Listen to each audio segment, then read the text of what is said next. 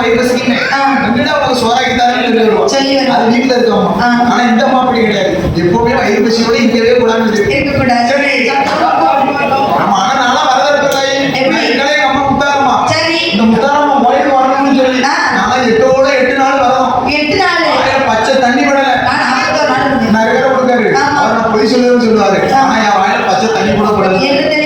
கேளத்தா கதைய காலையில வெறும் 6 இட்லி சாம்பார் தூட மாட்டேன். வெறும் 6 இட்லி 6 லிட்டர் பால் குடிச்சிட்டு பால் கொடுக்கும்.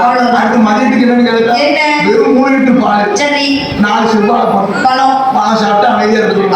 ஆத்தாளுக்கு வரல இருக்கும் பத்தியா. ஆமா ஆத்தாளுக்கு வரல இருக்கும் பத்தியா. நைட்டுக்கு அப்படி கிடையாது.